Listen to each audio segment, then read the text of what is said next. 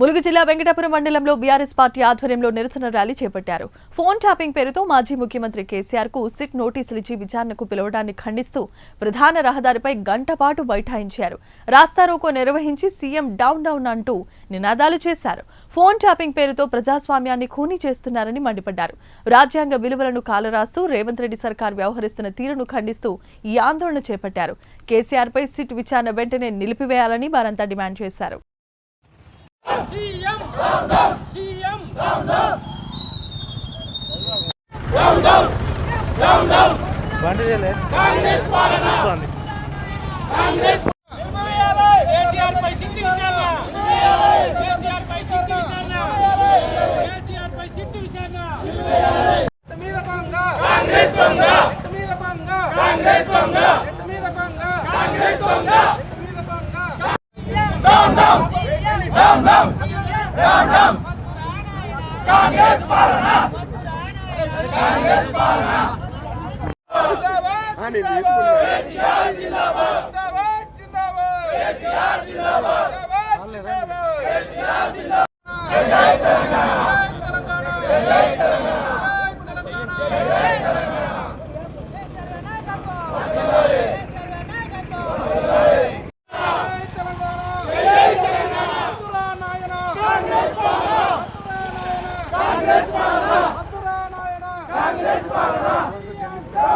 విచారణ అనేది first police అధికారులతో ప్రారంభించాలి. కావాలని రాష్ట్రంలో ఉన్న బీఆర్ఎస్ పార్టీ ముఖ్య నేతల్ని అక్రమంగా కేసులు బనాయించి కేసులలో పెట్టి రేపు జరగనున్న మున్సిపల్ ఎన్నికల్లో లబ్ధి పొందాలని రేవంత్ రెడ్డి ఆలోచన చేస్తూ ఉన్నాడు. ఇది అక్రమం. ఇది తెలంగాణ యావత్తు రైతాంగం, కార్మికులు, ఉద్యోగస్తులు, మేధావులు, విద్యార్థులు, కార్మికులంతా, రైతులంతా, ప్రజలంతా ముక్తఖండంతో ఖండించాల్సిన అవసరం ఉన్నది. ఎందుకంటే ఎటువంటి ఆధారాలు లేకుండా కావాలని మన కేసీఆర్ గారిని కావాలని చిట్టు విచారణ పేరుతోని, కాళేశ్వరం విచారణ పేరుతోని కావాలని ఆయన్ని 65 సంవత్సరాలు దాటి 70 సంవత్సరాలు ఉన్న వ్యక్తిని కావాలని ఆయన పోలీసులతో వేధింపులు గురి చేస్తూ ఉన్నాడు రేవంత్ రెడ్డి. ఇది ప్రజలందరూ చూస్తూ ఉన్నారు. తగిన మూల్యం చెల్లించుకోవాల్సిన పరిస్థితి ప్రజలే తీసుకొస్తారు. వీళ్ళందరూ కాలగర్భంలో కలిసిపోయిన పరిస్థితి వస్తుంది. కావున ఎట్టి పరిస్థితిలో కేసీఆర్ గారిని ఇట్లాంటి కొన్ని కోట్ల సిట్లు చేసినా ఆయన్ని ఏమి చేయలేరు, ఏమి పీకలేరు.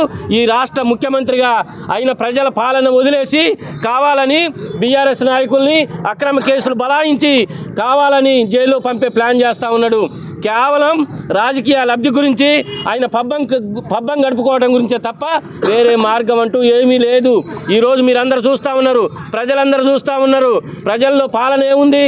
గాలి కొదిలేసి అందరూ కూడా కబ్జాలు చేసి, భూ కబ్జాలు చేసి, అనేక భూ దందాలు చేసి, అనేక ప్రాజెక్టుల పేరుతోని దందాలు చేసి ఇలా డబ్బులు సంపాదిస్తున్నారు కాంగ్రెస్ ప్రభుత్వం ఉన్న రేవంత్ రెడ్డి మంత్రివర్గం. ఎక్కడైనా మీరు చూసారా? ప్రజలకు ఏమైనా న్యాయం జరిగిందా? కేసీఆర్ గారి మీద పెట్టిన చిట్టు విచారణ నిలుపుదేయాలని చెప్పి వెంకటాపురం బీఆర్ఎస్ పార్టీ తరఫున, ప్రజలందరి తరఫున మేము డిమాండ్ చేస్తున్నాం. జై తెలంగాణ. కేసీఆర్ సిట్ ఆఫీస్కి రావాలి, లేకపోతే హైదరాబాద్లో ఉన్న ఇంటికి రావాలి అని ఈరోజు కేసీఆర్ గారిని రకరకాలుగా ఇబ్బంది పెడుతున్నారు. దీని అంతటికీ కారణం ఏంటంటే మన గ్రామ పంచాయతీ ఎన్నికల్లో ఇంతవరకు దేశ చరిత్రలో ఎప్పుడూ కూడా ప్రతిపక్ష పార్టీ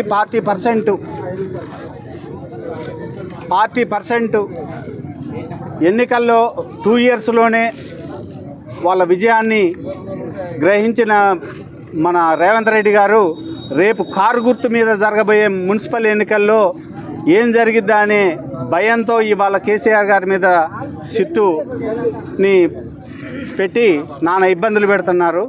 కానీ ఎన్ని ఇబ్బందులు పెట్టినా కూడా అక్కడ ఆంధ్రప్రదేశ్లో ఎట్లయితే చంద్రబాబు నాయుడిని జగన్మోహన్ రెడ్డి గారు చేశారో ఈరోజు రేవంత్ రెడ్డి గారు అదే నమ్ముకుంటున్నారు.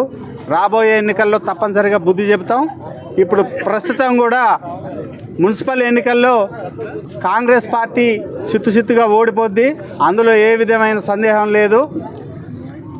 మీరు ఎన్ని కేసులు పెట్టినా, ఎన్ని సిట్టు విచారణలు పెట్టినా బీఆర్ఎస్ కార్యకర్తలు పల్లెల్లో గ్రామాన చాలా కసితో ఉన్నారు. తప్పనిసరిగా ఇది చాలా దారుణమైన విషయం అని మేము తెలియజేసుకుంటూ ఇలాంటి ఉద్యమాలు ఇంకా ముందు చాలా బాగా చేస్తామని తెలియజేస్తున్నాం. జై తెలంగాణ.